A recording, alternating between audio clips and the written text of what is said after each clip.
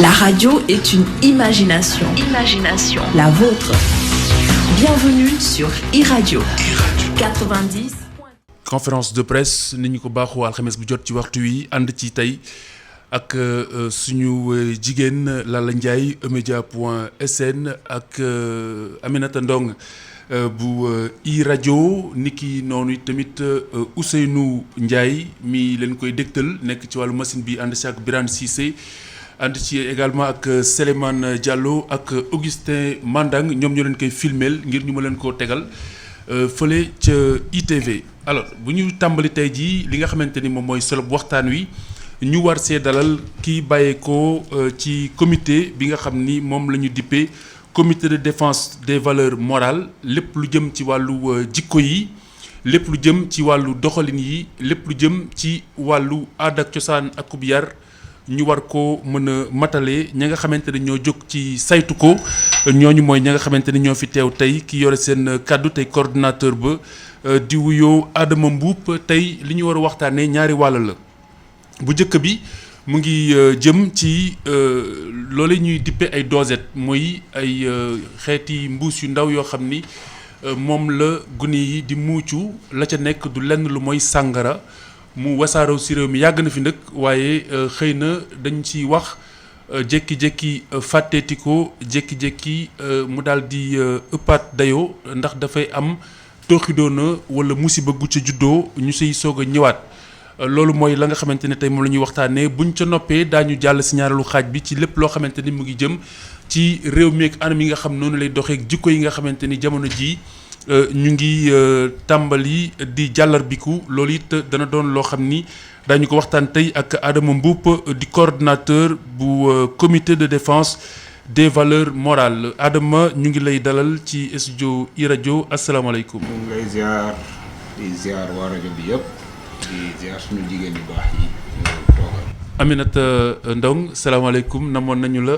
maa leen raw Khalifa Diakhaté di nuyu auditeurs yu iRadio 90.3. ak it Lalla sama séddoo ñu ngi lay sant di la gërëm ci teewaay bi.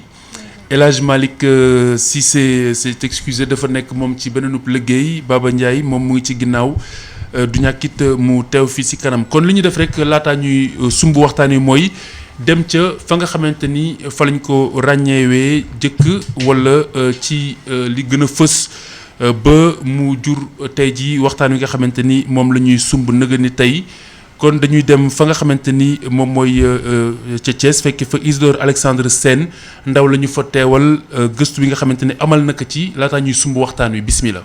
du xale góor yi kese moom pour wax dëgg-dëgg rek. xale bu jigéen bi nee na mosuta naan sàngara mosuta tux lii di cigarette waaye am na ci ñenn ñi nga xam ne de xam na leen dañuy jëfandikoo sàngara ak cigarette. jigéen buy naan sàngara moom rafetul. gis naa ko ba taay par rapport ak école yi ñu doon fréquente ak yëpp da ngay gis jigéen yu toog ni di naan sàngara dañ dem ba ñoom à la fin dañ ko def mot di ko tiitaroo. sàngara si ñuy def ci sachet ñu koy jaay ñaar fukki dërëm ñenn ñi di ko wewee Jakarta daanaka jamono ji moo lëmbee Sénégal fii ci Thiès ñenn ci ndaw yi nee nañu am na fi bu baax a baax Papi Seydi di kenn ci ñoom ñu ngi ko fekk ci quartier Carrière. jeunes yi dañuy jël alcool bi te donc dañ ciy abuser mu nekk loo xam ni dafa ñaaw na trop ci gis-gis ndax boo nekkee jeune àdduna soxla la say waajur soxla la defe naa ni war ngaa mën a tànn yoon bu baax booy jaar au lieu que ngay topp alcool bi di yàq sa àdduna ndax luy rey jeunes yi di leen sànq di leen yóbbu ci délinquant surtout ndaw boo xam ne dafa waroon a jàng am xam-xam. ci ay xibaar usine bi nga xam ne moom mooy defar sàngara soosu Thiès fii la fekk ba muy li nga xam ne de baaxul ci xarxanamu dëkk bu muñ sukkandikoo ci les ndaw. ñun en tant que Thiessois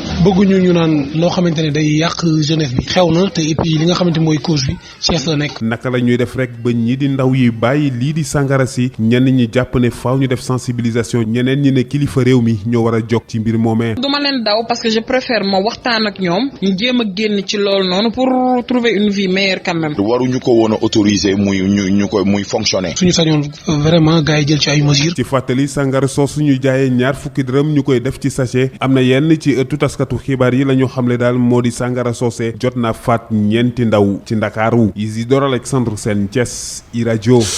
dugguleet bi ci ay bakkan rote ci la mbir mi daal di biir ba ñu daal di ci tàmbalee waxati di fexe ba bu ëllëgee duñu toogati ba musiba amati ñu daal di ci waxati waaye bi mbir mi xewee ñi nga xamante ni ñoom ñoo koy defar yëkk nañ ci ay kàddu waaye loolu balaa ñu si dellu si dañuy dalal Adama Mboup mu daal di ñëw ci appréciation bu njëkk ci mbirum sàngara soos yi la mu ci jot a yëkk ak la nga xamante ni xëy na moom moo ci seenu taxawaay ak liggéey bi ñu jot a liggéey ak Jamra salaamaaleykum. waaleykum salaam ñu ngi commencé wax ji ci bisimilahi rahmaani rahim ñaan yàlla daanale ci alhamdulilahi rabbil alamin amiin di ñaan yàlla jubal sunu làmmiñ ak képp ku fi toog léegi mbir mi effectivement ñu ngi ko commencé yëkkati ci février 2011 bu doon ba ko Jamra yëkkatee ci février 2011 jóg nañ ci yaakaar naa du dem ba ay bakkan di ci rot te bakkan yi rot mooy ñeent yi mooy yi siiw mais ñaata bakkan ñoo ci rot ñu yaakaar seen parents yaakaar ni malaise la wala leneen la jël suuli te xam defuñu woon lien bi donc février 2011 ci la imam Ndoye bu Tëngéej moo saisir Jamra xawal leen ni fii am na usine boo xam ne day defar ay alcool boo xam ni jeunes yi surtout lañ ko destiné parce que dañ ñoo ko tey def ko dosette parce que jeunes yi seen pouvoir d'achat tax koo demee noonu ba pare aussi consommation day gën a bëri parce que religion bi fii dafa tax ñu rejeter ñi ci bëri rejeter alcool. même bu dee nag bon gi tasaaroo na waaye majeure partie lu ñu naan alcool ce qui fait que tey dañ koy def ci sorte de dosette nga xam ni dina jàll nit ki koy naan sax du yëg ni alcool lay naan. loolu aussi day loo xam ni tey c'est impensable en Europe même produit ya nga def ci biir produit kii bi ca li ngay jaay sa marchandise. da nga leen war a lim benn par benn. def naa ci lii sinon dañuy kii léegi nag yow ngay nëbb alcool ci biir sachet yooyu donc ba coow li jógee ci 2011 presse bi tamit jël ko ñu ngi ndokkeel presse bi ndax lii yëpp tamit buñ ci am résultat ba président di ci jot grâce à presse bi la. kon yàlla nañ fi yàgg te wér. amiin waaye ñoom ci saa si ñoom ñuy jéem a leurrer presse bi. di leen affaire bi defaree wuñ ko fii. C'est importé pour être moins exposé par rapport à la loi mais ci la ñu waa Jamra jël leen yóbbu leen ba ca Rufisque te quartier bu ñuy wax Colobane Sud ni leen distillerie baa ngi nii fii lañ koy defaree ci la ñu saisir léegi am nañu preuve ñu saisir mairie saisir préfet ci la préfet jël benn arrêté yooyu mu ngi tuddoon namp bi namp bi lañ ko tuddee woon Jakarta donc pression yi ba mu weesoo ñu fermer usine bi ñu toog ci tuuti waaja ki nga xam ni naar bi nga xam ni mooy defar moom usine bi toxal usine bi yóbbu ko Thiès ba mu ko toxalee yóbbu ko Thiès tudde ko fa salañ-salañ waaw ñoom it ñu topp ko ku ñuy wax Thiaw nekk Jamra ca Thiès signalé leen ni usine baa ngi fii di defar même chose ñu dem analyser gis ni 20% alcool bi ñu gisoon ca namp bi ba léegi moo nekk ci dosette yi ndax ñoom da leen jaral waa Jamra yàlla na leen yàlla fay yóbbu ko ba laboratoire ñu analyser ko gis ni bii ak bële moom ay seex lañu benn lañu ñu toppaat ko ba ñu tëj usine bi ñu randuwaat ana borom usine ba dara xam nga li si garaaw mooy xam nga alcool ku amul fukki at ak juróom-ñett maanaam ku majeurul ku ñu jàpp ne majeur nga doon topp gune amoo sax droit jënd ko ba fépp fu ñuy jaay sàngara dañ ko fa war a mandargaale bu fekkente ne nag dañu dem ba ñu koy jaay nii ba gune yi di ko jënd di ko nàmpa loolu ak ceetaan mën na ci gën a fës bu dangereux sax parce que tey jii borom usine boobu ngay laajte di wane ni impunité baaxul bu ñuy tëj sa usine ça veut dire que ni constaté nañ délit yi c'est avéré tëj nañ ko jël nañ décret tëj ko mais waa ji aussi dañ ko war a sanctionner dañ ko war a tëj wala ñu door ko pénalité mais buñ la bàyyee mu jiwul fenn moo waral borom usine bi demaat ba Louga ubbiwaat ko fa tudde ko Jakarta ndax li jiitu ci li nga wax aw nar moo jiitu maanaam ne dañu ko jéggaani defarewuñu ko fi loolu aw nar la te foog naa ne nar ci lu ñuy méngool yoon am na lu mu ci wax beneen bi mooy méngoowul doxewul nit ki ni yoon bëggee mu doxe ci respecter âge bi ñuy jaay sàngara ku am yéene naan sàngara ndax ku mu neexit nga naan ko waaye la la cay fekkit yaa ko xam loolu la mooy kenn mënul tee nit mu naan sàngara waaye kenn mënul aussi ñaax ab guni mu koy jëfandikoo loolu moo ci garaaw. parce que gune moom dafa maturul. donc amul maturité ràññee li bon ak li bonul li koy lor ak li ko dul lor. moo tax it gune ci boppam tuteur am moo tax ñu naan leen doomu procureur yi. parce que seen tuteur ki leen war a protéger. mooy loi. tigi parce que xale moom xamul lu baax ci moom lu baax ci moom. donc bu ñu defoon li ñu war yaakaar naa du ñu yegg si ba Jakarta ba ñëwaat nag Louga ñu tëj ko fa. même personne. waaw même personne après 4 ans de combat. ci arrêté bi njëkk. bi gouvernement bi génne. avant dañ daan def ay sanctions tëj mais arrêté bu njëkk bi ministère du commerce génne 18 septembre 2015 da ko génne. 2011 la ñu njëkk a dénoncé mbir mi. ñuy dem ba 2015. ba nit dee si. amul benn réaction. ba tey jii ay nit di ci dee. léegi arrêté bi génn en 2015 pour interdire ko sur toute l'étendue du territoire. waaye malheureusement. xam nga loi am na mais application de la loi dafa am. tigi loi bu ñu koy jël te duñ ko appliquer c'est comme. bañ koo jël sax moo ko gën. parce que da ngay gën a boyal nit ñi. ñu ni kii de mu ngi ko doon def mujjiwul fenn. la preuve loi sax jógoon na mais mujjiwul fenn. donc ce qui fait que tey jii bu ñuy wax 4 ans après 2019 ni am na ñeenti xale yu ko naan ci HLM. ba faatu ji. ça veut dire que ni. loi bi appliqué wuñ ko waa ji aussi il est toujours en liberté. lu ko neex def. pourquoi parce que xaj na corruption nag problème corruption nag foofu lañ ko war a interpeller laaj nag ndax da cee rax. Aminata bu ma déggee ay kàddoom Khalifa dafa mel ni ñàkk suivi dafa am ci mbir mi.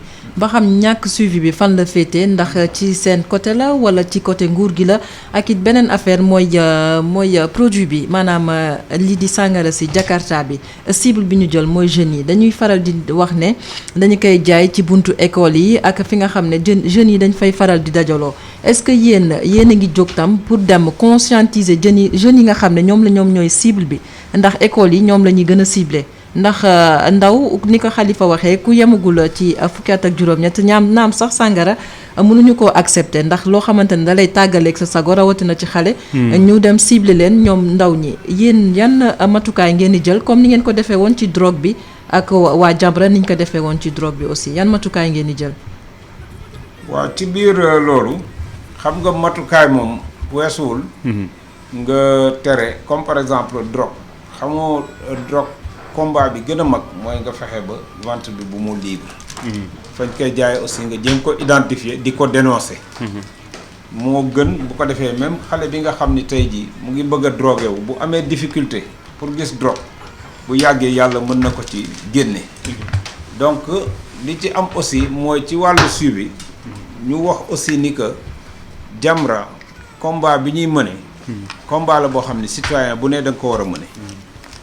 donc ñun war nañu lu ci ëpp malheureusement dañ leen di seetaan ñoom ñuy kii ñaan leen waaw góor ak yéen alors que tey jii ku ne war na ci jàpp mais premier ki ci mën a jàpp mooy état. gis nga état lépp loo xam ba tax na li tax Macky Sall tey élever le ton c'est parce que gis na ni am na loi mais am na léthargie. léthargie boobu nag tey yéex naa élever le ton. te application bi dès le début. jël ay sanctions te lii ba mu amee dañu waroon sanctionner. sax ñi nga xam ni yëpp ñoo waroon a ngànk loi bi ba appliquer ko. très bien ñooñu dañ ne bu doon France tey ji chaîne bi yëpp la ñuy remonter sanctionner leen bu ko defee ñan leen di remplacer seen bakkan lañ ci teg ndax dañuy xam ni seen carrière. mu ngi ci waaye tey malheureusement laxisme am na ci bu état bi. bu leer naka la ci amee mooy tey koñ boo dem. débit boisson alcoolisée yi. mu ngi fa gaañ. xëy na loolu dinañ si ñëwaat tuuti laala bu dee amoo beneen laaj ñu dem ci tontu bi parce que bi coor yi jubee société bi aussi ñoom wax nañu. voilà man li ma bëggoon laajte par rapport à ça mooy nee nga sànq combat bi yéen a ko commencé depuis 2011 est-ce que mun nañ xam am ay chiffres depuis 2011 ba tey jii ñaata victimes ngeen ci recensé. waaw bu dee par exemple xam nga ñun loolu mooy problème mu Sénégal. mooy fii du ñu def statistique. statistique ñoom bu dee France dañuy def statistique dans tous les domaines. dañ la naan chaque année en France il y a 49 000 morts à cause de l'alcool. Il y a 60 000 morts à cause du tabac. Malheureusement ici on n'a pas les moyens pour def ay statistiques yu précises mais li wóor mooy lii moom c'est révélateur amaana ba statistiques yi mën na bañ a ñàkk sax waaye li nga souligné sànq lu am solo la mooy da ngay jékki benn xale jékki rek daanu ñu ne malaise la amul autopsie bokkul ci culture bi ñu jëli rob yi. voilà man li ma bëggoon laaj foofu tamit ñu ngi naan jeunes yi mais en absence de statistiques yooyu ngay wax est-ce que xam ngeen ban tranche d'âge déjà mooy gën a faral di utiliser loolu parce que du ñiy utiliser sangara du jeunes yi kese ñoo manqué moyen pour jënd kii boobu donc est-ce qu'il y a des chiffres yoo xamante ne mun nañ leen ne par exemple c'est les 15-18 ans wala les 25-30 ans ñoo koy utiliser ban kii. ban tranche d'âge ci population bi ñooy gën a utiliser façon. xam nga bu dee par exemple loolu état bi ak ministère de la santé. ñoom ñoo war a toppatoo loolu en général. mais comité de défense valeur morale wala ay Jamra ñoom li leen préoccupé mooy protéger ndaw yi parce que c'est la couche vulnérable. waaye mag moo xam ne nag dafa yor xaalisam moom dem di jëndi sàngara comme ñun toppatoowuñ ko. jéemuñu ko protéger parce que responsable moom moo jëlal boppam. tigi responsabilité pour dem jëndi ko. mais là il est question d'enfant ay xale. il est question d'enfant. te sans compter aussi da ngay tëb léegi gis xale boo xam ni parce que malaise tëb dee nii ci alcool mooy li gën a tuuti. mais alcool ku ne xam na ni premier dégât mooy cirrhose du foie. da ngay xale boo xam ne day am cirrhose du foie yaay ji di jaabante. mu am cancer du foie yooyu yëpp yaay ji du xam ni c'est lié à l'alcool. du ko foog alors que kenn du ko foog relation directe entre l'alcool premier dégât mooy ay cirrhose du foie ak yeneen feebar sans compter agression yi. kenn du ko foog balaa ñu ñëw agressé nit nga gis xale bu rey léegi dañuy wax xale 14 ans jam na moroomam. yëpp ça peut être lié à l'effet de l'emprise de l'alcool. tout à fait balaa ñuy dégâts collatéraux yi moo énorme. du rek dee rek.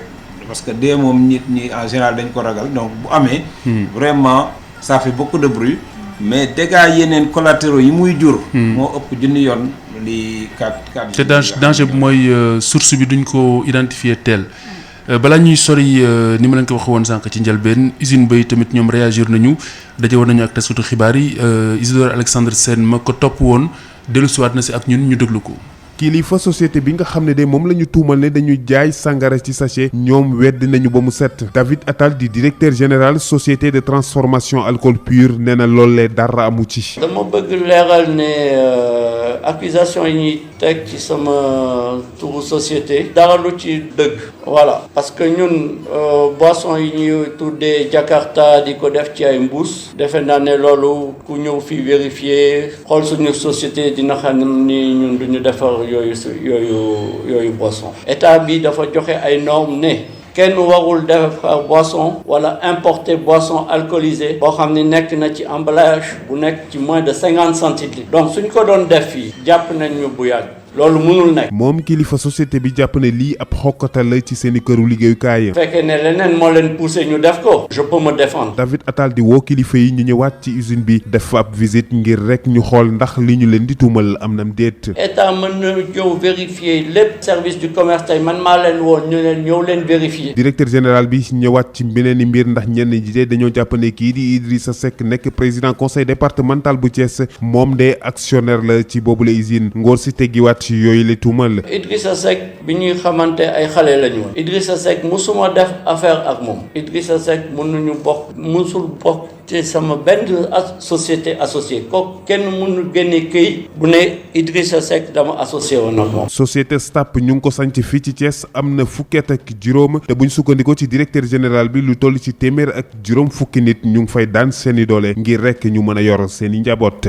Isidore Alexandre Sène Thiès iRadio. jërëjëf Isidore Alexandre Sène Adama Mboup la ci xam dafa mel ni kàddu yi yowoon mooy feddaliku ba tey. xam nga lii am na loo xam ni xel rek mën na ko àtte. tey jii bu doon loolu amul. li Jamra di wax. bu doon amul yaakaar naa ni duñ dem Tëngéej ñu tëj leen fi.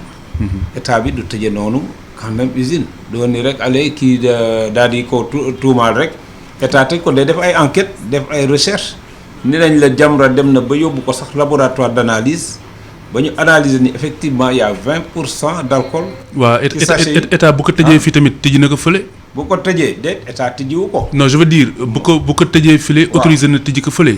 wala boog ñoom tëj nañu de façon clandestine. de façon clandestine la. parce que la preuve ba ñu ubbee fu ñu ubbi bu leen fa état fekkee bu ko tëjee ñu randu dem ubbi fa ca des.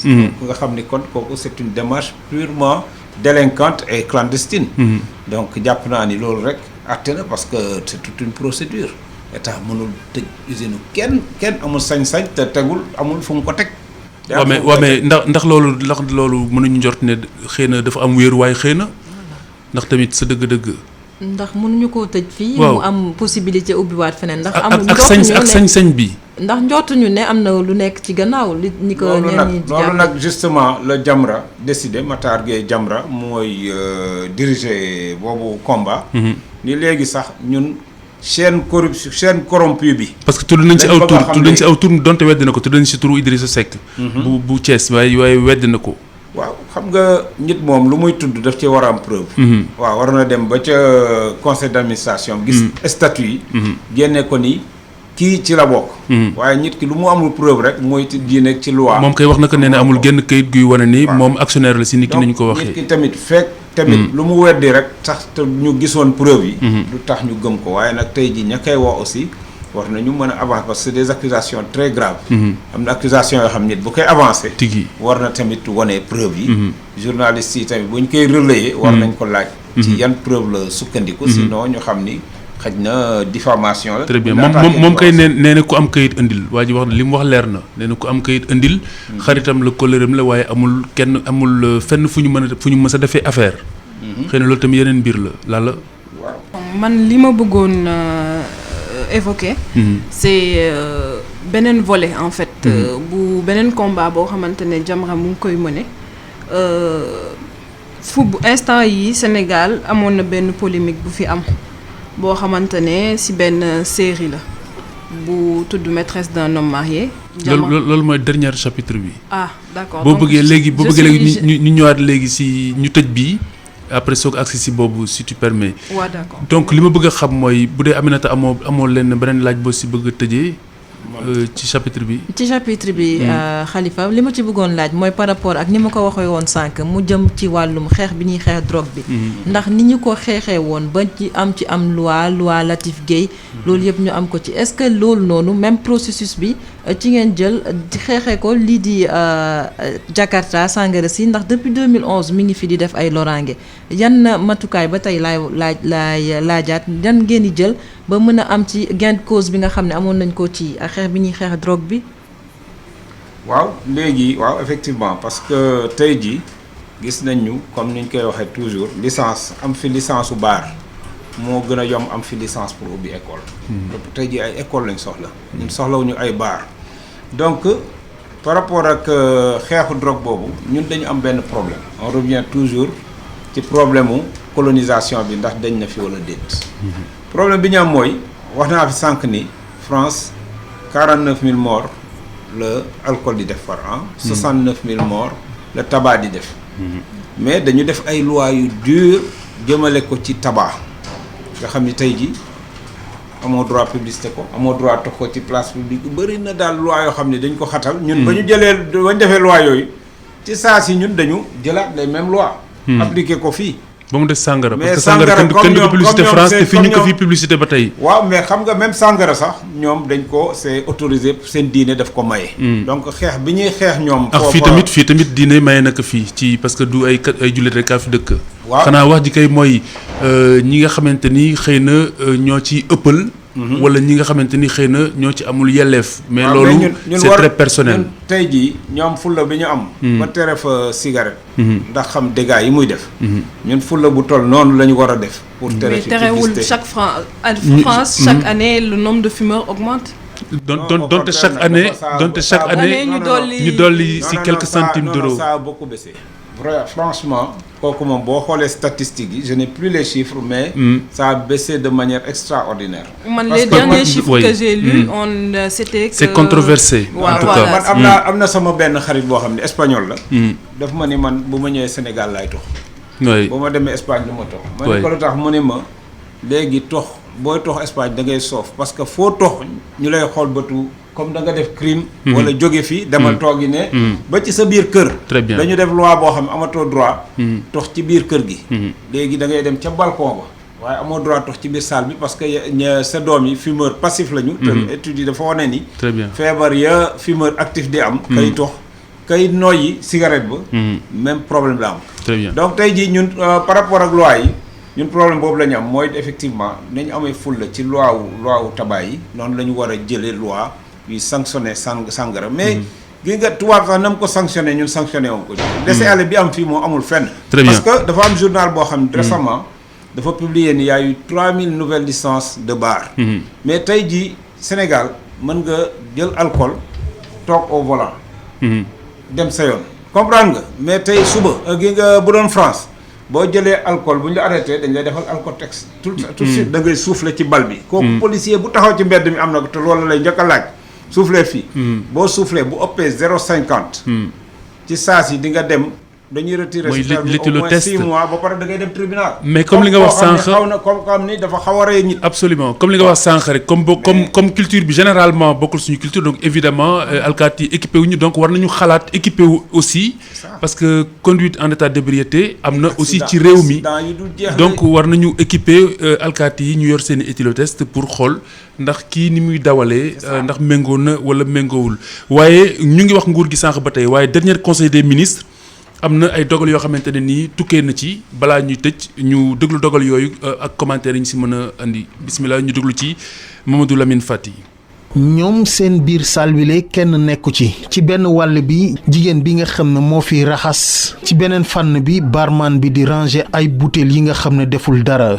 ci digg salle bi moom gérant baa ci nekk mu ngi sëgg ci ay këyitam mu may ñu simili su ndaw rek Bisente mooy turam moom am na jeexi jaaxa ci ndogal bi président Macky Sall jël ndax ñu mën a tere bépp bërëb bu ñuy jaayee sàngara te teguwoo ci yoon. loolu tamit ça dépend tamit si nit ki mais ñun fii moom loolu noonu suñu baar moom duñ ko jaay quoi waaw mais tamit affaire clandestin yooyu tamit parce que boo xoolee fii nii am na ay kër yoo xam ne dañ fay jaayee affaire yooyu noonu xam nga ay sëng affaire yooyu mais loolu tamit bu ko naree def tamit day lor askan bi parce que tamit gars yi nag ci loolu tamit la ñuy dund quoi ñu ci yàgg tamit ñoom tamit xam nga dañuy sonn quoi. Dame Diop ñu gën koo xam ci commandant Diop moom yàgg naa xeex ngir ñu tëj baar yi nga xam ne teguwuñu ci yoon tey jile ndogal bi président Macky Sall jël gën na kaa dëgëral ci xeexam wile. kontaan naa ci bu baax parce que dafa ñëw waxtoon mais nag dafa nekk loo xam ni lu jafe la surtout ay quartier yu mel ni Guédiawaye da ngay judd ci benn quartier boo xam ni ñu nekk ay famille yoo xam ni chrétien lañu ñu am seen baar dañu am droit aussi ubbi seen baar di jaay également les parents doivent prendre leur responsabilité. baar yi nga xam ne fu nekk ñu ngi koy gis te teguwul ci yoon wala kër yi nga xam ne ñu ngi fay jaayee sàngara te amuñu benn këyit ak ndogal bi gouvernement bi jël ngir mën a xeex lu nu mel doon na mbir ba nga xam ne askan wi ñu ci ëpp rafetlu nañ ko rawatina ñenn ñi sax ñu ngi woo waajur yi ñu gën a xippi seeni bët di xool xale yi le Guédiawaye Mamadou Lamine Fati iRadio. jërëjëf Mamadou Lamine Fati iRadio yéen a ngi ci conférence de presse ni ñu ko baaxoo alxames bu jot ngir wax ci lépp luy teel askan wi ak lépp luy jëme kanam askanu Sénégal ku nekk ca wàllu wa nga féete lan nga jàng ci li Fati wax léegi. xam nga di xalaat ay intérêt nit. bay lor ay xale c'est vraiment inconscient sax de parler de cette manière. parce que gi nga muy intérêt économie dëkk ak économie nit yëpp dañ ko war a jël teg ko ci ginnaaw dafa am benn ba ñuy teree cigarette dañuy def benn campagne bu mag ñoom day xam seen héros defe naa dati la tudd ca France nga xam ni foo ko fekk da daan yor pipam ñu defal ko nag sargal annuel taf ay affiche am ay milliards lañ ci financé taf ko ci dëkk bi yëpp nii kii la ñu sargal mais association yi tere cigarette dañ ni kii gën a gi sax da ci encouragé xale ñu mais ay milliards lañ defoon ci affiche yi mais dañuy teppi affiche yëpp ci Paris donc du ay retombées économiques ak ay ñi ci lañu daan mais boo ci daan sa doole te nit ñi di ci loru xoolal fii Parcelles li fi xewoon je pense que là n'est pas la question waa ji mandi mais je pense que këram ñeenti doomam dee ci je pense que là n'est pas la question je pense que fi mu nekk nii li ñu war a wax mooy problème mu baar yi nga xamante ne ubbi nañu leen te teguwul ci yoon problème bi du problème mu baar ko sénégalais bu mu neex nga ubbi baar jaay sàngara am na ñu koy jëfandikoo am na ñu ko seen diina may ci réew mi c'est pas le problème mais le problème mooy baar yi nga xam ne ñu ngi ko fiy ubbi te jaarul ci yoon bu ngeen fàttalikoo njaareem kañu fa faatoon bi ñu ko faatee enseignant bi ñu ko faatee lay soog a feeñ ne baar clandestin la woon ba loolu lañ jàppe woon ndey ja yaa ngi dégg. waaw parce que ñun c'est très xam nga baar. moo tax xam nga dama bëgg rek bu affaire pour ñu gën si am solution ñu analyser ko de façon froide et lucide bañ a stigmatiser te wax mbiri daal ni nga xamante ne noonu la war. lépp yoon la rek sama expérience personnelle. waaw par rapport ak li ngay laaj. am na baar bu nekkoon suñu wetu kër. oui ñu tànqal. ba mu ñuy tànqal ñu def suñu plainte yóbbu ko préfet yóbbu police ministère de l'intérieur fu ñu dem du am benn suite. ba ñu mujjee nag def pression dëggantaan ba ñu xam ni il risque d'avoir trouble à l'ordre public. dañ nar a dem ñu reyanteeg ñoom. ci la police soog a nag ci lañ soog a saisir. supérieurs yi saisir police ba commissariat ba. commissariat bañ demee ñu woo borom baar bi woo ñu. pour te dire que y a beaucoup de corruption dans ce domaine. oui ñu enquête ko ana sa licence ana sa lii moom daal amul dara. amul licence dara gis nga. ba ñu paree pour ñun dañuy xëy suba si rek ñu tëj ko toog nañu ay 3 mois amuñu nouvelle. ñu ñëwaat lancé waat plainte bi ñu ñëw lu inspecteur ba ñu def enquête bi wax nee na dafa réeral dossier bi. comprendre nga xam nga lu ci mujj jeunes yi ñoo bind ni ñun dañuy dem tuur suñu bakkan ca buntu baar ba buñ fa deewee xanaa dinañ tëj baar bi. ci la préfet nag soog a saisir xam ni il risque maintenant d'avoir trouble à l'ordre public ci la jël décret. tëj baar bi. kon càggante daf ci am. dégg nga donc dafa am laisser aller parce que quand même c'est des milieux très liquides. te tamit da leen di jaral. moom daal mel na ni daal corruption am na ci donte nag fekkuma. fu ñuy joxe fu ñuy nangoo. donc mënuma ko affirmer. mais tey na xel daal. tey na xel. li ma bëggoon xam mooy lan moo leen gën a gêner ci 3000 nouveaux bars au Sénégal le fait que ñu nekk dans un pays à 90% de musulmans muy am ay bars wala le fait que jeunes yi di ko fréquenter muy lor nit ñi. waaw léegi de toute façon di ëpp solo comme ni ma la ko waxee ñun buñ naan défense des valeurs morales. waxuñu des valeurs religieuses. parce que valeur morale. dafa gën a yaatu. donc da nga ciy dugal catholique baag yëpp. képp koo xam ne yaa ngi loru rek war nañu taxaw protéger la. parce que catholique bi tamit kenn wax ko mu dugg ci baar bi naan ba mandi tërëf. non mais nee naa la seen loi yi ngay di gis. alcotest rek yooyu pour xeex alcoolémie la. tigi nga xam ni baar boo fa daan ñëw wàcce 10 bouteilles. léegi ak loi bi boo ñëwee benn bouteille nga yem parce que xam nga ni booy génn di jël volant. policier bu la arrêté. dangu sa permis yóbbu la jugement. ñu àtte la. donc nguur dafa war a am des lois dissuasives. parce que tey jii sunu économie ñu ngi naan plan Sénégal émergent. est-ce que émergence ànd naag xale yëpp di mandi est-ce que dinañ am productivité est-ce que dinañ am lucidité est-ce que tamit bu ñu demee tey nit ki gis nga investisseur yooyu yëpp da koy xool. mais loolu ndax du posé waat problème bi président Macky Sall posé si discours mi mujj yëpp muy question citoyenneté parce que sànq ba tey yaa ngi fi tudd France comme exemple mais tugal fa nga xamante ne ni ñoom c'est pas une question de jullit wala catholique dañoo naan sàngara c'est dans leur culture ils aiment le vin.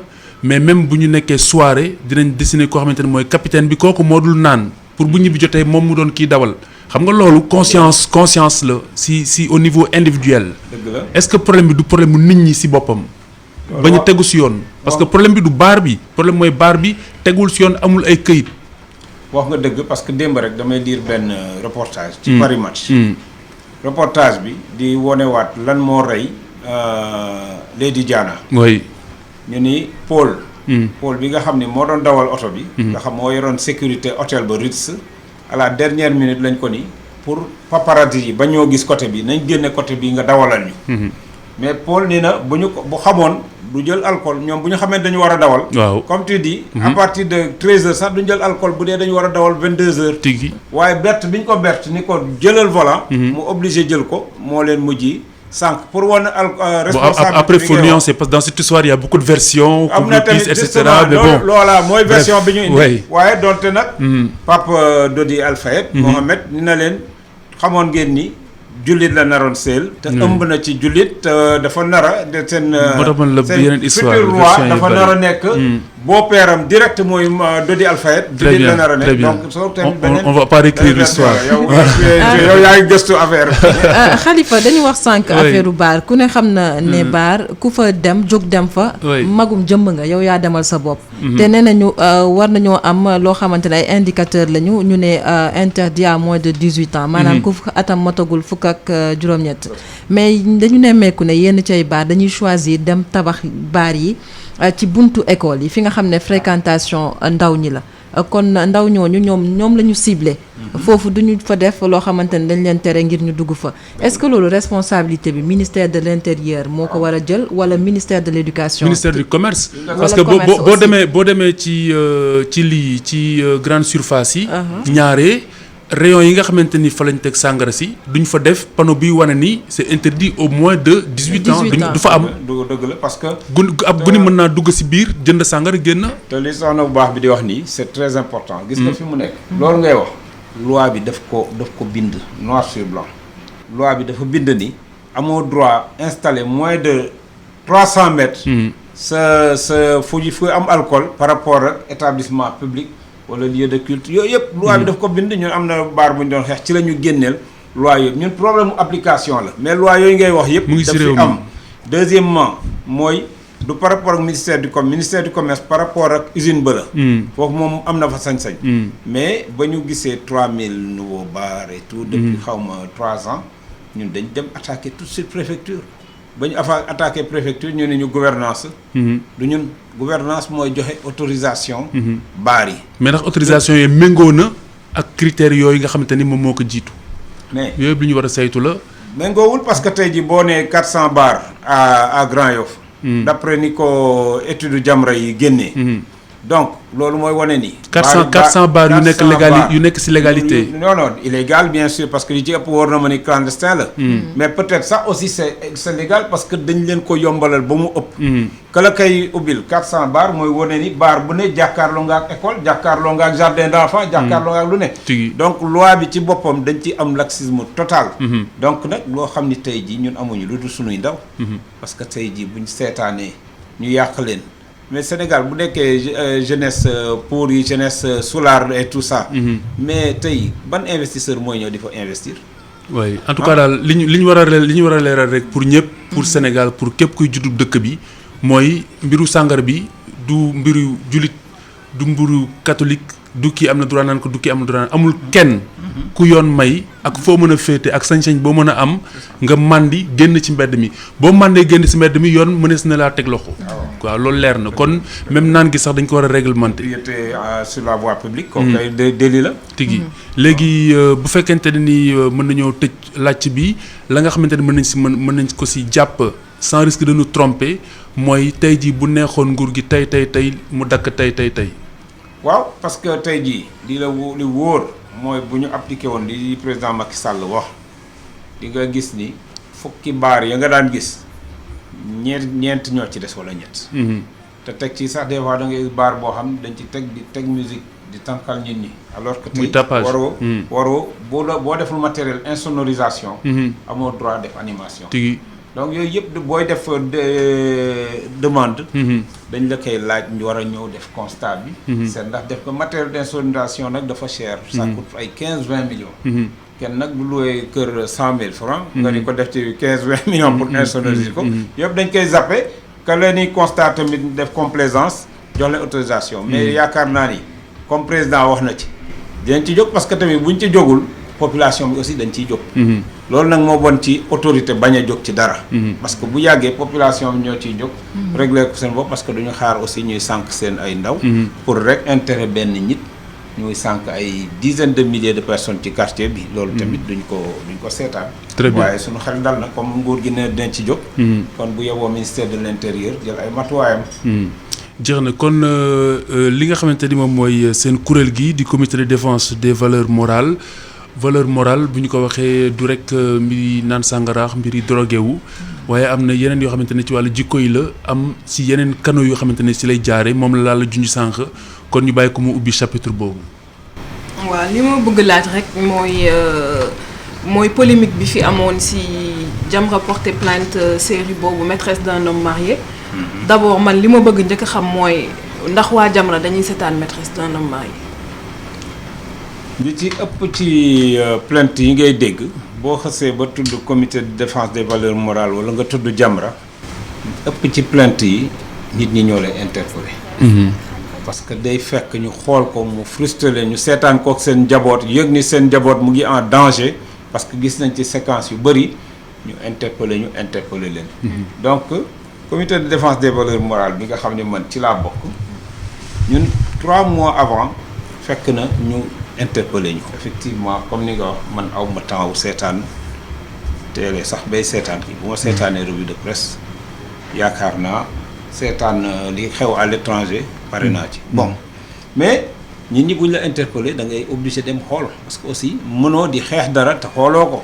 heureusement léegi nag avec l'internet buñ la nee épisode 14 la amee da ngay tàppe rek mën ko gisaatal sa bopp. parce que ñëpp booy xeex dara da nga ko war a gisal sa bopp. man am na ci boo xam ni man maa ko gisal sama bopp carrément ci la ñu njëkk a bind sax 31 janvier fekk na ñu déposé CNRA plainte buy attirer attention ci dérive maîtresse d'un homme marié. mooy fekk na man ma gis série bi waa ji mu ngi tëdd ak mu ngi am jabar dem tëdd ak maîtresse am ñu ngi leen woon ñu tëdd nii. donc pour ñun jàpp naa ni sax loolu pour banalisation de l'adultère la et de la fornication. waa ji wa jabar yi ñooy non dafa yóbbu coro bi sax ci kër jabar ji. ci néeg ji jabar ñëw fëgg mu daw dugg ci toilette bi mais bu gi nga ba mu duggee ci toilette bi ndaw si fekk ko fa ndaw si dafa dem toog ci chaise anglaise bi wax kii bi toog loolu ñun est-ce que ñun xam nañu loolu. ñu koy filmer gros plan yi mu toog ci chaise anglaise. kooku mooy lan qu'est-ce qu'on veut apprendre à nos enfants ñàkk kersa nga leen mën a jàngal wala yooyu alors que nit booy teg série dafa war a nekk loo xam ni même bu dee loisir mais mu doon lu instructif mais pas lu destructif. donc est-ce que jàppoo leen ne par exemple image yooyu ñu wane dañoo bëggoon rek foofu wane ne lii moo am ci dëkk bi nii la nit ñi di fonctionner pour loo xamante ne peut-être day gën a proche ci nit ñi ñu wane ko pour jàngale ci. parce que nit ñi tamit ñu gis ku góor ku am jabar am gel jël ko yóbbu ko kër jabaram ci biir néegam am na fi. suñ ko waxee suñ ko waxul am na fi donc suñ ko wanee ci télé bi est-ce que du dañ koy wax pour yee ci nit ñi. xam nga lu nekk da ngay tirer moralité bi parce que amoon na film bu ñu Bax Yamba. Bax Cheikh Tidiane Diop bu Daara Kocc moo ko produire woon. ba muy woon waa ji toox yamba yooyu yëpp waaye dafa wane. toox yamba bi fi mu ko mujj indi. divorcé dépression ñàkk liggéeyam donc loolu yëpp boobu moralité lay indi. mais ñii seen kii da nga koy suivre de bout en bout amul moralité. promotion de la perversion rek. banalisation du sexe et du péché daal. nga ciy gis. mais ñun buñ ci gisoon moralité bu boobaa dañ leen di féliciter. te tey jii ñoom am nañu engagement parce que CNRA ba mu leen woowee ak sanction ya mu leen avertir ni leen boo leen defatul boo leen continuer ci lancé bi on va interdire purement et simplement la série. boobaa daf leen ni ngeen rectifier scénario bi. scénario bi mooy ngeen introduire ci loo xam ni day defar mais pas loo xam ni rek day yàq. parce que ay tey jii naan bu ko soxlaa xam nga xale yi ñu ngi toog sama benn jigéen daf ma woo fii. dafa juum sax ni ma maîtresse d'une femme mariée. ma ne ko waaw yaayay wax ko parce que yëf yi ay jalon la. am na lobby yoo xam ne tey jii dañuy teg pion pour. buñ ko nangoo. am na beneen buy ñëw mooy filmu lesbienne. dégg nga mais moo tax dañu war a teel a taxaw. bu ñu indee yu grave yooyu nga indi ko mais lu ma interpellé ndaw si. dama ma ni dama am lu ma la bëgg a wax lu ma naqari mais sama njaboot a ngi toog est-ce que mën nga dellu si. ma ni ko d'accord beneen yoon ma ñëw mu ni man daal série bi ñu am maîtresse d'un homme marié dama toog ak sama njaboot waa ji ndaw si naan ko non démb moom il m'a carrément violé dafa ma violé mu ne ko mais lan violé bul ñu fontoo bu ko soxlaa da nga ko koy jox xam nga góor ñi moom ñoom dañ ko xam nga li ñu soxla da nga leen koy jox xam nga te mu toog ak ay njabootam. ñu ne man loolu man xam nga te donc pour te dire que ni moom ndaw soosu. ni mu frustré noonu la des millions de personnes amee problème. kon li leen déranger pour mu gën a leer ci bopp nit ñi. du wane lu fi am waaye am na loo xamante ne nii comme ni ko la waxee nit ñi moom la ñuy dund ci biir kër yi waaye ku nekk xam nga ni am na lu ñoo wax ci rajo am na lu ñu dul wax ci rajo. am na lu ñu wane ci télé. am na lu ñu dul wane ci télé. tubaab yi bu ñuy defar seeni film dafay am ay signalétique interdit au moins de 18 ans interdit au moins de 16 ans interdit au moins de 12 ans interdit au moins de 10 ans loolu lépp ay matukaay la yu ñuy jël yoo xamante ne nii dana tax boo gisee interdit au moins de 16 ans nga ni lii kat xëy na xale yi war ñu ko seetaan jóg leen ngeen tëdd wala nangam sangam xëy na précaution yu bari yooyu la ñu jëlul ba nga xamante ne nii xëy na forcément dañu naan ñii dañu naa fexe parce que li nga xamante ni moom la ñuy kaas mooy xew ci réew mi waaye ndax ku nekk bëggoon nga la ngay def ak sa jabar ci sa biiram nekk ñu wane ko xëy na loolu mooy wax ji en réalité. bu doon loolu pornographie dagan. ñaari affaire moo koy war a mën a régler. benn bi mooy journalisme ak cinéma xëy na ñoo war a yem mënoo ko def te teniroo compte ci code culturel yi am ci réew mi. parce que sinon di nga choqué te kenn du la déglu.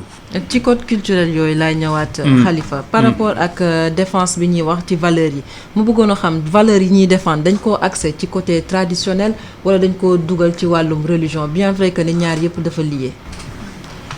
xam nga dafa am loi dafa am lu mu bind lu mu tuddee attentat à la pudeur. tigi attentat à la pudeur moom c'est universel. kooku moom amul diine gii la kii bële la. kooku boo ko defee dañ lay tëj te ku ne xam na luy attentat à la pudeur. donc atteinte aux bonnes mœurs. boo ko defee loi bi da lay tëj. c'est-à-dire ñoom li ñuy wane nii il tombe sous le coup de la loi. il faut pas dafa am loi lu mu ni heurter les sensibilités religieuses et morales. religieuses da ko cee boole. waroo wane luy heurter les sensibilités religieuses et morales mën nañ la ci poursuivre dañ lay tëj. nee nañu il est interdit d'utiliser les moyens de diffusion publique. pour montrer loo xam ni dafay choquer nit. yéen si seen jàngat est-ce que du si seen jàngat est-ce que du talent bi moo manqué wala yar bi. parce que boo seetloo am na ay problèmes yu gën a graaw des situations dramatiques yoo xam ni bu jëkkoon daana génn ci théâtre gi te bu talaataa ñëpp a daan seetaan léegi fan la problème bi am en réalité. ndax ci talent bi la wala ci yar bi wala jikko yoo soppeeku valeurs yi ngeen di défendre ñoo soppeeku. parce que nit ki avant da ngay tëb bu tëbee ni man damay def benn scénario wala damay def benn production. en général les gens étaient très patriotes. di seet nu may def ba jëmale kanam sama réew nu may def ba jëmale kanam samay ndaw mais léegi yow sa poche rek même bu dee lu bon te bu wóor la ni dina def buzz. ci saa si da nga koy wone faale woo ndax dina yàq. wala yooyu donc loolu mooy problème bi léegi. loolu foo koy féetale ci talent bi la wala ci. ci léegi maanaam ku ci nekk léegi. waaw ci yar bi la bien sûr yar bi am na ci solo mais dañu toll ci jamono joo xam ni ku ci nekk sa intérêt personnel nga jiital ci intérêt général. loolu moom intérêt personnel boobu nag moo waral. na nga yàq millions de personnes. waaye yow na sa affaire di dox. oui on vous dira li ñu leen di opposé souvent mooy série yi daañu seetaan novelas yi. moo daan yàq xale yi léegi série yi si biir réew mi la ñu koy defee. loolu lañ leen di opposé loolu la Matar Gueye di tontu. oui toujours oui. nee na boo reconnaître ni dara bon na kay. bu leen ñu ci yokkal. nit bu ñu reconnaître ni am na lu bon. ku ci ne sa souci ñun ñi toog fii yëpp mooy nu ñuy def ba wàññi mbon gi. mais mbon gee ngi mbon yaa ñii ñu ko doon def donc man mën naa def pire. loolu on n'a pas besoin de ce genre de citoyen. fi mu ne dañu bëgg li ñu naan le Sénégal. très bien de Sénégalais de citoyen nouveau. alors ils ont le mérite d'avoir fait mais il faut ñu xool. lan lañ si mën a jubbanti joyanti ko ngir Lalla s'il te plaît on est à 1 minute après bu ñu dellusiwaatee ma jox la parole bi comme ça nga poser sa dernière question incha allah wala sa avant dernière question parce qu'il va nous rester 30 minutes. kon fi ñu toll woon Lalla Ndiaye mooy lu jëm ci anam yi nga xam ni noonu la ñuy génnee mbiri biir néeg mbiri sutura. génne ko ci télé bi te argument bi mooy xew ci réew mi kon dañu koy wax.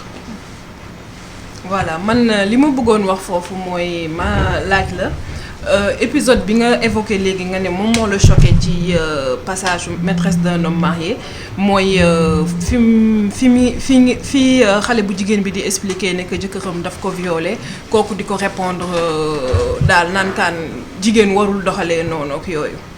dafa am tout à l'heure bi ñuy quand on parlait de l'alcool yaa ngi évoqué les lois qui ont été mises en place en France.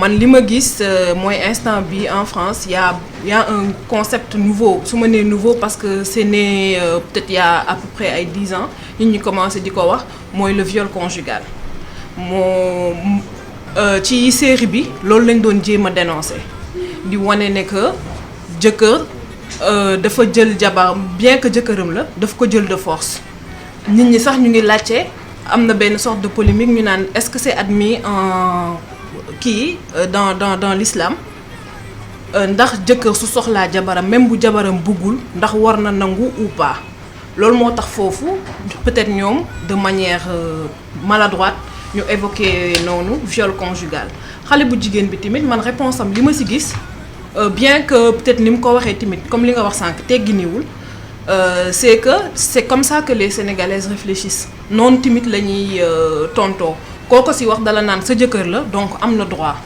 yow loolu naka nga ko gisee. xam nga scène boobu am na mooy wàllu viol conjugal boobu mais xam nga sëñ Baba dafa am lu mu wax léegi mooy ñun dañuy roy dàq dafa am gis nga CSA Conseil supérieur de l'audiovisuel bu France. mooy équivalent CNRA fii. dafa am loi yoo xam ni daf la ni sexualité crue. bu dee da nga bëgg sa émission sa série sa téléfilm. nga ciy bëgg wax cette sexualité crue tu peux pas passer ça avant 22h30. tigi da ngay def sa option. tu peux passer en pleine écoute 20h. tigi léegi yooyu da nga ko ciy dindi. bu dee nag dafa am beneen message boo bëgg a jàllale. c'est au-delà de 22h30. tigi te sexualité crue bi boo demul ci pornographie moom c'est purement même France sax c'est interdit. da nga war a crypter. chaîne bi ba nit ki nag jël kodam. dugg soog ko dugal. donc ñoom foog ñu. encadré nañ ko kon yow da nga jàpp ne scène yooyu ay scène de sexualité crue la. waaw tey jii. non je pense que waxu teggin lan la je pense waxu teggin la ñuy wax parce que xam nga am na wax yoo xamante ni tegginuwul ci dégg-dégg ci ku askanoo ci réew mi. donte yaa ngi koy dégg ci mbedd mi ci yeneen i anam ak ci yeneen i bërëb am na yoo xamante ni maanaam. mënees na ko waxtaane ni ki ni ma ko junjee sànq xëy na ñoom loolu moo leen di déranger. c'est-à-dire ñoom sax ci épisode bi. ci série bi ñoom sexualité crue la ñuy wax. loolu moo gën a déranger nit ñi te bii benn exemple rek mais ay sama lii maa ko. maanaam est-ce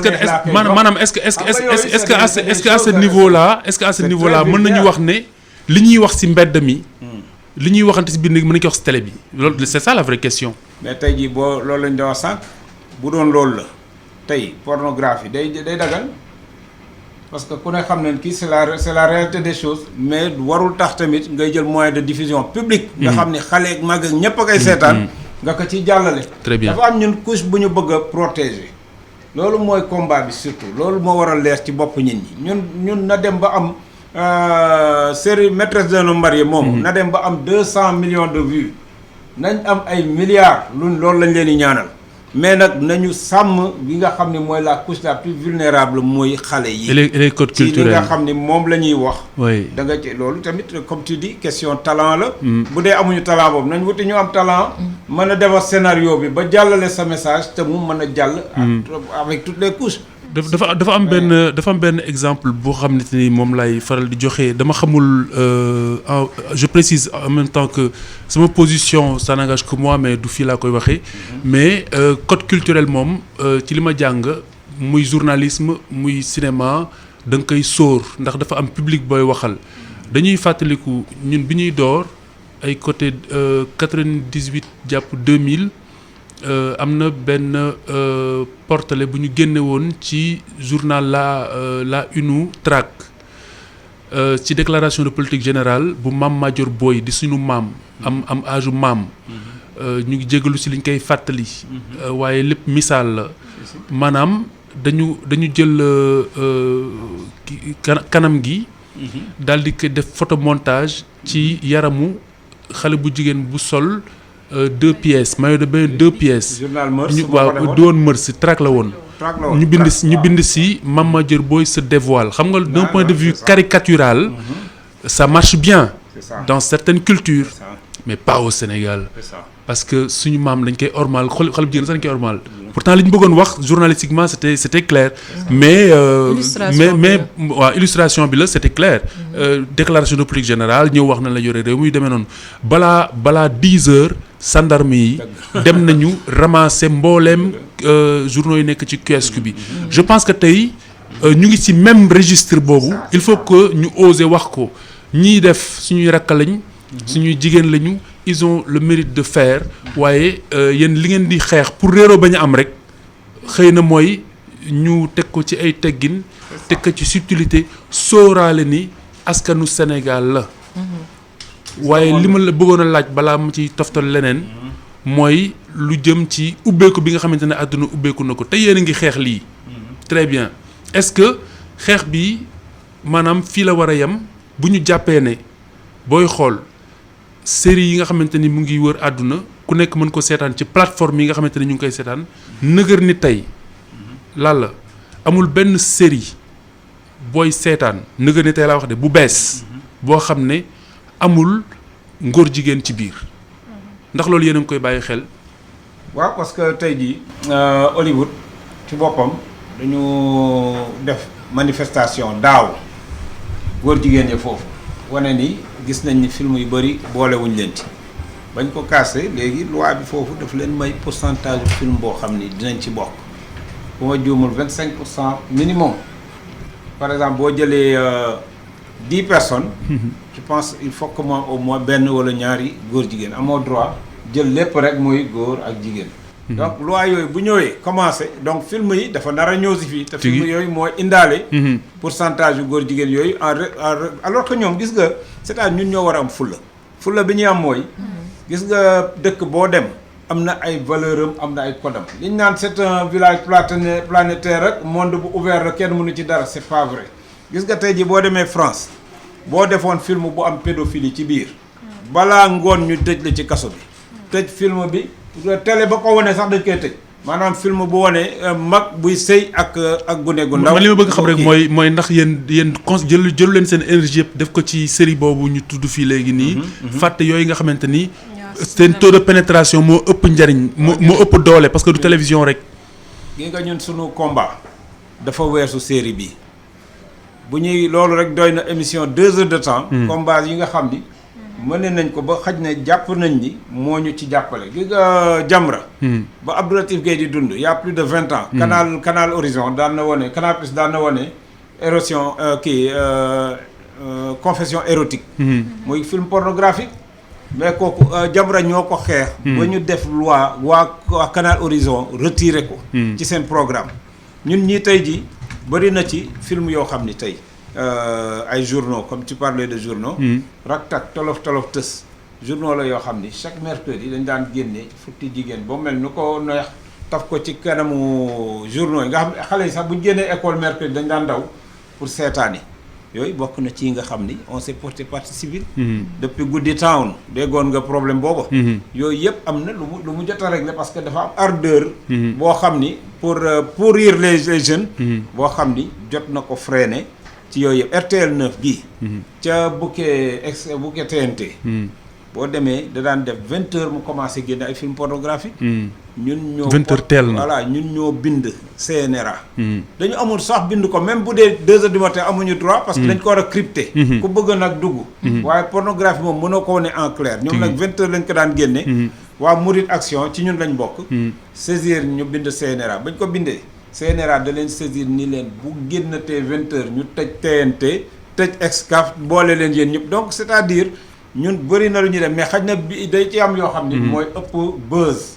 des fois nga song dara mu bëri buzz ñu ni kii xanaa kii fekk boobu réglé nga 1000 autres choses à côté lu mu yemel ni rek affaire u DS major ba donc loolu aussi amoon na buzz alors que am na rapport boo xam ne tey jii pour wax la ni ñun ñëpp dañu war a vigilant dafa am aussi ay lobby yoo xam ñu ngi ca biti ñoom mas a xeex diine pour ñoom diine dafa war a màbb ci kaw suuf.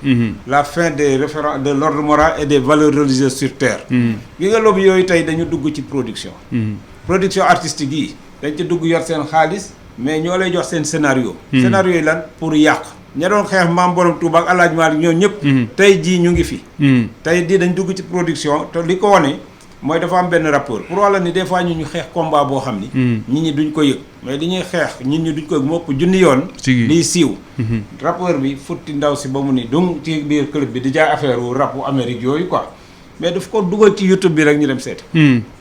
ni ko lii moom ça va pas passer. lii moom da nga koy génne tout de suite sinon dinañ am problème boo xam ni monde bi yëpp dinañu dégg ak yow. te dañ lay porter plainte parce que lii tu es sous le coup de la loi. mais xoolal li rapport bi wax rek. li ci ëpp solo. mu ni man je ne suis pour rien man dëgg-dëgg dafa maison production boo xam moom laa signé bitim réew maison production boobu. moo imposé clip bi. man daal dañ ma ne rek ñëwal rek woy ñun moom lépp luy clip beeg la ciy jaar ak li xale yi di sol. yëpp sa yoon nekk ñun dinañ ko toppatoo. donc dañuy seet ñu gën a fan ña xale yi gën a fan ñu jël leen di leen produire. ba pare di leen woon nag bu ko defee. dañ naan banalisation du sexe et du péché. commencé dugg ndax boo ko miinee. après da nga naan grawul bu ko defee suñu doom yëpp topp ci di ko def.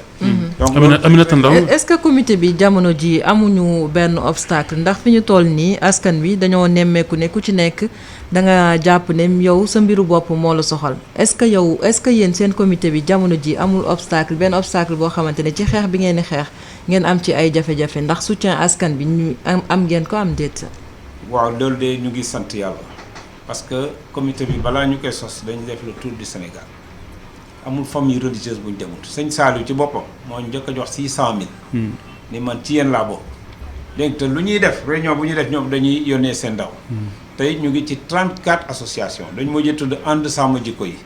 te dem nañu ba Monseigneur Théodore Adrien Sarr sax dem nañu toog ak moom. mu ni loo leen di def woo leen ma yónnee suñu ndaw. xam nga loo xam ni benn association la woon tey mu mujj ci plus de 34 associations. mooy wane ni gars yëpp ils sentent qu'on est en danger. te li waa ji doon wax à un certain moment seuls les fous n'ont pas peur. man li ma la laaj léegi de tool foofu dof rek dul tiit. li ma laaj léegi Mboup ñu fàttali ne ñu ngi ak Adama Mboup bu di coordonnateur comité de défense des valeurs morales ci conférence de presse ni ñu ko baaxoo alxames bu jot ci iRadio 90.3 li ma la laaj sànq dafa am solo te dafa mel ni tontu woo si bu leer. mooy lu jëm ci taux de pénétration bi nga xamante ne ni tey jii internet am na ko. ak plateforme yu bari yi nga xamante ni série boo si gis am na ngóor jigéen am na sànq loo si jund ci tontu mais tey surenchère bi nga xamante ni am na tamit ci clic yi nga xam ne ñu ngi koy wër ci YouTube bi ku nekk di jéem a am clic yu gën a ëpp est-ce que loolu doonul loo xamante ni également war ngeen ko sóoraale ci xeex bi. parce que motivation yi c'est ignorer les valeurs pour gagner plus d'argent générer plus de clics et cetera. waaw mu waral mooy li ma la doon tontu nii par rapport ak danger boobu lañ sentir ba tey jii waxuma la benn. parce que télé bee si gën a ndaw de. tey jii par exemple 34 associations jóg nañu. am na ci dégg nga seen film kii site pornographie yooyu doon wane pornographie made in Sénégal. di jël benn star dugal ko. mais kooku ñun bokk nañ ci ñiy yëngal plainte bi. ba ñu ñi leen représenté woon fii université moom. di leen fii recruter ay xale yu jigéen ak ay vidéo ñooñu tëj nañ leen. donc ñun fi mu nekk duñ toog te gis nañ ni kenn ci ñun warul toog. parce que tout le monde est en danger surtout nos enfants. te muy yow muy soxna Lalla muy soxna bu baax bi. soxna Aminata Ndong soxna Aminata Ndong dërëm bu ñu yor tey ñu ngi ko jëmale ci sunu doom. fayal école fayal yëre. donc amatuñ dara léegi nag yow nooy jël yow mënatoo économiser dara loo yor def ko ci sa avenir u doom ba pare di seetaan ay lobby ak ay nit ñoo xam seen intérêt personnel ñoo leen tax a jóg ñu koy yàq donc li ci am solo mooy ñun ñëpp nañu rallier comité yu mel ni Jamra yu mel ni comité de défense des valeurs morales yu mel ni ànd sàmm jikko parce que ñoom li ñuy def defaluñ ko seen bopp mais askan wi yëpp lañ koy defal te état bi it surtout moo ci war a jàppale te gi nga état. ba muy jouer rôle am dëgg booba ñun amuñu problème parce que yu mel noonu boo ko génnee ci saa si même pas 1 heure de temps ñu jëli la. am na film bu ñu doon le business du sexe fii. boo mu fi génnee temps yu Nancy Ngom Ndiaye moo nekk CNRA dafa ni chaîne bi bul ko génne dañ ko lancement sax ñu ne ko bu leen ko génnee. boo leen ko génnee di ngeen am problème ak ñun. mais ñu forcé génne ko bañ ko génnee 5 millions alamande la leen yónnee motaar ko yóbbu gendarme. ni leen jour de retard bu ne 1 million de plus.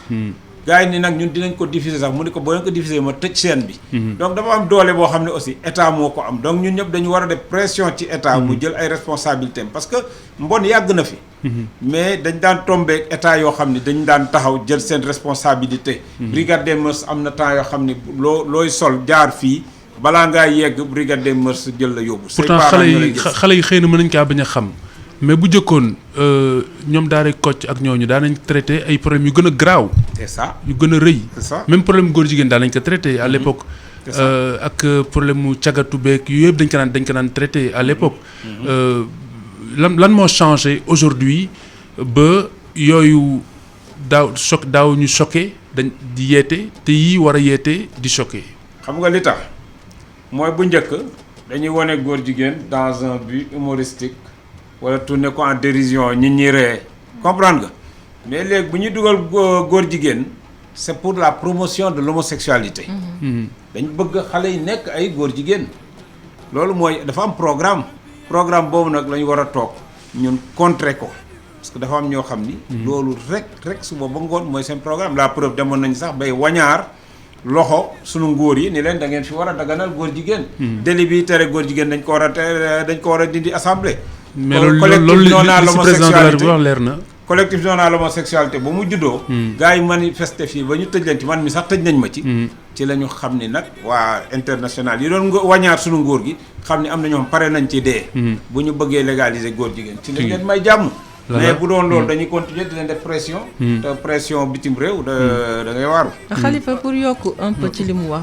par rapport ak li mu wax mbirum góor jigéen yi ni nga ko waxee par exemple bu ñu joxoon benn rôle pour góor jigéen mujjantal gi day metti mais actuellement bu ñu la joxee kenn koo xamante ne dafa jouer rôle góor jigéen day am mujjantal goo xamante ne dafay am xaalis dafay am ay patrimoine boo xamante ne enseignement bi ñu ciy tiré xale yi dañuy yaakaar ne lii lu baax la par exemple lii dama ko war a topp si mujjantal gi parce que kii nu mujjee ni lu baax la absolument je vois ba pare sax bu njëkk ñun li ñu daan gis mooy ku efféminé moom lañ daan woowee góor jigéen mais léegi bu dee série bi li tax ngay jóg li lay tax a réew kii mooy dañ koy won jëkkëram moo dañ lay won jëkkër góor jigéen wala jëkkëram wala lesbienne wala jabaram mu ñu nekk ci série bi là ça devient plus grave que koo xam dafa efféminé man li ma bëggoon laaj parce que efféminé ça n'a rien à voir encore une fois avec l'acte sexuel li ma bëggoon laaj rek mooy par rapport ak Aminata lu mu doon wax sànq naan ndax yéen a ngi sentir soutien wu population bi ci seen combat parce que gis nañ wax nga ko sànq nga ne bi ngeen di xeex affaire u série boobu muy maîtresse d'un homme marié am ngeen da ngeen recevoir ay plainte moo tax yéen ngeen dem xool série bi pour xool lan moo siy choqué pour ngeen mën a déposer benn plainte au niveau de CNRA encore que dem ngeen ba annoncé benn marche ne pour ñu arrêter série boobu. Exactement. am na ñeneen ñu réagir aussi ci réseaux sociaux yi. ne ñoom boo leen marché pour ñu arrêter série bi ñoom ñu marché pour série bi continuer. encore que on vous a même décrit comme ay ne yéen da ngeen bëgg a ubbi da ngeen en fait di baliser le terrain pour des islamistes radicaux. am na ñu leen di xoolee noonu donc. ma bëgg a xam yéen loolu naka ngeen ko gisee. ñun niñ ko gisee mooy ñun gis nga dëgg bu taxee ngay jóg. gëmal dëgg googu waaye bul topp majorité bu nekkee ci erreur sax sa yow nekk xamal ni yow yaa nekk ci dëgg. liñ naan gi nga dafa am benn philosophe dafa ni ab fen ngeen baal ma ci wax bi. ab nar. fen bu ñu ko waxee benn yoon fen lay ne ñu répété ko 10 fois. nit ñi xam ni fen mais bu ñu ko répété 1000 fois nit ñi dañuy mujj foog ni dëgg la mais du ça n'empêche fen lay doon. moo taxoon Socrate naan poson ba. exactement. dee ci dëgg. waaw dee ci dëgg. wéet ci parce que problème bi moom booy seet ndax tey est-ce que commentaire yi man bañ nag ba du ma déglu commentaire man bu ma tëbbee dama naan lii combat bi jar na ko la jaru ko. très bien RTL 9 ñu ngi génne pornographie en pleine journée. oui dama war a jóg wala déet. même bu doon Sénégal yëpp dañu la contre aussi. xamal ni yaa ne ci dëgg nga continuer mais alhamdulilah gi nga. majeure partie li ñu naan majorité dormante. majeure partie bi nag dañoo décrier di. dafa am minorité boo xam ne nag ñooy dem ci site yi di dugal parce que ñooñ sax am na ñoo xam dañ leen programme duñ def suba ba ngoon quelque la ñu rek waaye tey fii ñu tudd Jean suba ñu tudd Babacar di balancer di ay saagaak yooyu pour décourager la waroo ko sax lire parce que benn nit ki la alors que fekk na 1000 personnes tey jii def naa benn live nii barki démb par rapport ak série yi ak yooyu y a eu je pense 21 000 vues 21 000 vues yooyu y a eu 1700 j'aime y a eu 34 ñoo xam ni neexu leen kon où est la majorité mooy ci ñi nga xam ni kii majorité écrasante la waaye 34 yooyu nag ñooy dem di surfer di la saaga di la jëm découragé. très bien la dernière question waaw d'accord dernière question sànq ci sa li ngeen tudd ci combat wu Jamra tudd nga kaaw DS Major nga xam ne da doon def benn vidéo ñu arrêté ko si ak yooyu. Il y a aussi eu un autre cas mooy une star internationale Rihanna bu ñëw Sénégal. taxaw ngeen si pour moom mu bañ a ñëw ak yooyu est-ce que loolu vous ne trouvez pas quand même que dafa ëpp parce que. Rihanna lan la munee pervertir jeunesse sénégalaise tey. merci c'est bien nga indi ci cas boobu sax balaa ñuy pare ci émission parce que c'est de cas bu garaaw la mooy gis nga nit da ngay gëm li nga gëm nga topp ko. ñoom weddi wuñ ko de nit ñi ñoo leen koy weddi. Rihanna danaan j'ai vendu mon âme au diable man Illuminati laa comprendre nga. xam nga kooku tey jii boo bëggee tey jii. ab Illuminati ab franc-maçon. di ñëw fii comprendre nga ñu bëgg ko may buzz pour xale yëpp topp ci.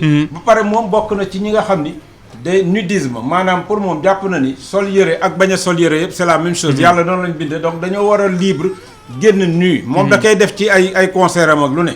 donc ku mel noonu tey bu ñëwee ni moom moo bëgg a financer éducation sunu doom yi. ñun dañ naan bëgguñu ko mel noonu. parce que xam nañu éducation ba fa mu koy jëmee. émission bi jeex na de mais bu bëggoon ñëw concert di ngeen ko nangu. bu fi bëggee ñëw concert sol lu yiw lu dëppoo ak sunuy aada parce que yow tey ji am na loo xam boo ko defee États-Unis boo fa takkoon ñaari jabar wala France ñu dañ la fay génne dañ lay juger donc tamit bu ñëwee fii na respecter sunu aada bu solee la preuve ba mu ñëwee lu mu mujj def dafa sol loo xam ni daanaka ibaadu yi sax daanaka dañu solo noonu dernière question à part jébaane bi ngeen di def ngir defar ndax comité bi mi ngi dox ci ay ngir amal ay sensibilisation ndax lu ñu xam mooy mbonte bi am na ñoo xamante ne du seen coobare dañoo ñàkk ay kilifa moo tax ñu bon est-ce que yéen a ngi def ay jéego ngir sensibiliser leen. waaw boo gisee honnêtement côté boobu Jamra ñooñu ci mën. Jamra moom dañoo dem sax ba créer ONG. ONG boo xam ne lañ ci boo demee fii seen siège Bourguiba. xale yu dul jeex. di sensibiliser ci drogue am na ñu bëri ñoo xam ne ñoo leen génne ci drogue. génne leen ci erreur. donc ils sont très mais nag comité de défense moom.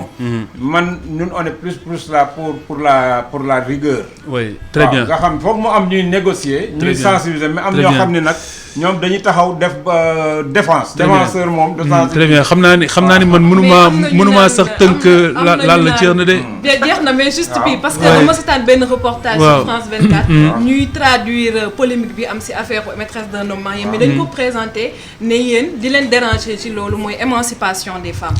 bu leen fàtte ni waa Europe dañu am seen regard suñuy traité suñuy information de. non ñoom moom lépp loo xam ni da ngay xeex valeurs yi yow miy xeex valeurs yi duñ d'accord mu ko ak yow. toujours kay bafoué valeurs yi la ñuy àndal. looloo tax loolu yu mel noonu moo tax E-Media ñëw nekk ici et ailleurs. parce que il faut plus que ñoom ñuy traiter suñuy questions yi nga xamante ne moo xew fii si biir réew mi. ñun ñëpp on est derrière E-Media parce que dafa war a jeex waa tugal di ñu wax li baax si ñun li baaxul si ñun ni ñuy traiter suñu information. du dëgg yàqu na ba pare. leneen li mooy li nga wax léegi ci tënk mooy wàllu royukaay dafa am solo am nay jamono. ay 86 su ma juumul ñun bi ñu nekkee ndaw am nay jamono Youssou Ndour ñëpp di ko royukaay lu mu def ñëpp def ko. mu xëy ne cigarette dootuma sponsorisé. parce que bu ma cigarette sponsorisé saa bu daan concert. dañuy indi benn marque cigarette mu xëy ne cigarette dootuma sponsorisé. dootuma jël koppari cigarette lan moo taxoon parce que xale yi ginnaaw dañu may roy. su ma cigarette sponsorisé dañuy tux kon loolu. bokk na aussi xëy na ci li doon tax ñun ñu doon xeex Rihanna xëy na ci wàllu rey bi beneen bi mooy boo demee Turquie. bu amee film ku siy tux dañuy flouter cigarette bi. cigarette bi dañ koy flouter bañu ñu ku tux ci biir film bi. mais cigarette dañ koy flouter kenn du ko gis. c'est ça. kon daal pour tënk réewum liberté la ñu nekk ku nekk mën ngaa def li méngoog sa coobare ku nekk mën ngaa def li méngoog sa bëgg-bëgg waaye nga xam ni am penc la nga sóoraale ñi ci penc mi sóoraale mbaaxu penc mi sóoraale la nga xamante ni itamit moom mooy diine walla valeurs yi jikkoy penc mi ndax booy xool la nga xamante ne ni moom moo xew tey ci réewum Sénégal war a mën a xew tugal booy teg bu la neexee nga def film boo xam ni dañ ciy wax ay kàddu yu tegginuwul waaye teg ko en deuxième partie de soirée wala nga def ci signalétique buy wane ni xale bu amul nangami at waru ko seetaan wala it ñu delluwaat roy ci ñoom daaray Kocc yi nga xamante ni ñoom mu xëy jógee Baye Pël daanañ defar yoo xamante ne ni ay questions yu grave lañ daan traité te dara amul. wala les jeunes talentueux yi nga xamante ni ñoom maaseek ñun également sóoraale rek les codes culturels comme ñun dans la presse bu ñu def suñu métier am na yoo xamante ne nii duñu ko wax ci télé ci rajo bi parce que du wax yu ñuy wax ci ab rajo parce que du waxi penc te ab rajo am penc la defe naa loolu mooy tënk waxtaan wi bu fekkente ni am na lu ci juum lu ci jubut isamit ngeen jéggal ñu ko te xam ni li ñu yitteel rek ni ñu koy waxee ci conférence presse mooy lépp luy jëmee askanu Sénégal kanam ak képp kuy juddub dëkk bi am baat ci réew mi. waaw moom comme ni muy wax tey nañ xam ni bitim réew ñoom sànku nañ ba pare ñoom émancipation de la femme boobu ñoom nañ ko jàppee. déet mën nañ bañ a wax ne sànku nañ sax waaye mën nañ. waaye jàpp loolu seen bëgg-bëgg la seen valeur la. fi ma jëm tey jii boo demee ba dëkk. tous les 2 jours dina am góor bu faral jabaram loolu du forme sànkute. tous les jours dina am 40 personnes yuy jéem a xaru. en tout cas sànku ou pas sànku ay 200 000 donc tey jii. bu ñu demee ñoom c'est-à-dire ñooñu di wala pas sànku daal waxuma ñoom bitim réew en général mais ñooñu di critiquer bu ñu wax li ñoo def ñu imposer suñu valeur. waaw ñooñu tey bañ ko imposer foofu ba mu sotti tey ji daanaka yàq nañu société boobu. li ma la mën a xamal daal yoo xam ne dañoo jig. am na lu olof wax. ka wàcce sab ànd. ànd baa dem borom na fa déjj. yàlla nu yàlla dolli sutura. jërëjëf soxna Lalla Ndiaye jërëjëf Aminata Ndong Sele Diallo jërëjëf ak Sidi Niang ñoom ñoo ñu doon filmer pour ITV Ousmane Ndiaye merci également à Birane Cissé mi leen ñoom ñaar ñoo lëkkaloon di leen dégtal émission bi ci kàddu gi Khalifa Diakhaté Baba Ndiaye mooy coordonné émission conférence de presse moom mi ko meññ jërëjëf yéen askanu Sénégal ñu doon déglu di leen ñaanal. yàlla doon la ñu sutura te bàyyi ñu fii ñuy ànd ci ànd bu rafet lépp rek tegu ci njëkk ak teraanga kon bu beneen alxames bu soyee suñu borom jërëjëf Mbuub jërëjëf. La radio est une imagination. La vôtre. Bienvenue sur iRadio 90.